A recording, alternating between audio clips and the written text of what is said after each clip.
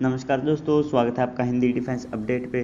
तो दोस्तों आज हम बात करने वाले हैं कि किस तरह से भारत 1950 में नेपाल को अपने साथ मिला सकता था और अपना एक हिस्सा बना सकता था। तो दोस्तों वीडियो बहुत इंटरेस्टिंग होने वाली है और नॉलेजेबल होने वाली है। तो अगर आप चैनल पर पहली बार आए हैं तो चैनल को सब्सक्राइब कर दीजिएगा।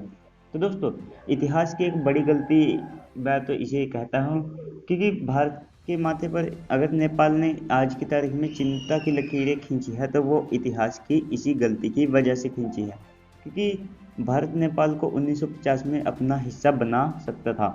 तो दोस्तों नेपाल के उस समय के राजा त्रिभुवन ने नेपाल के भारत में विलय कराने की इच्छा व्यक्त की थी और प्रस्ताव भी दिया था, लेकिन तत्कालीन प्रधानमंत्री ने यानी कि जवाहरलाल नेहरू जी ने इसे ये कहकर ठुकरा दिया कि अमेरिका और ब्रिटेन इसमें हस्तक्षेप करेंगे और समस्याएं पैदा करेंगे भारत के लिए। लेकिन आज भी तो नेपाल भारत के लिए एक समस्या ही पैदा कर रहा है। वो हमारे लोगों पर गोलियां चला रहे हैं, वो हमें युद्ध तक की धमकियां दे रहे हैं, ये छोटा है देश। तो आज भी नेपाल चीन के साथ मिलकर भारत के माथे पर चिंता की लकीरें खींच रहा है और समस्याएं पैदा कर रहा है। जिस तरह से वीटो पावर को इन्होंने ठुकरा दिया, उसी तरह से इस प्रस्ताव को भी ठुकरा दिया और आज इन दोनों बातों का भारत को खामियाजा भुगतना पड़ता है। यूनाइटेड नेशन में वीटो पावर का ना होना और सीमा पर नेपाल की चालबाजियों के वजह से। तो दोस्तों और इस प्रस्ताव को नेपाल, भूटान और भारत की विदेश नीति में भी प्रकाशित किया गया है एक छोटे अंश के रूप में।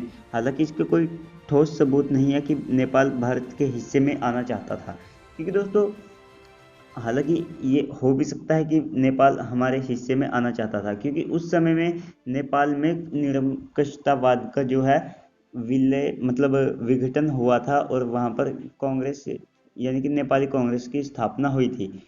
और उस समय सरदार पटेल जी ने भी नेहरू के सामने नेपाल को एकत्रित करने का प्रस्ताव दिया था, लेकिन उसे भी आधिकारिक तौर पर साफ ठुकरा दिया और मना कर दिया।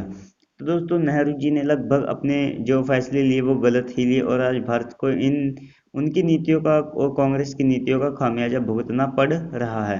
तो आज की इस वीडियो में इतना ही। अगर आप चैनल पर पहली बार आए हैं तो चैनल को सब्सक्राइब कर दीजिएगा।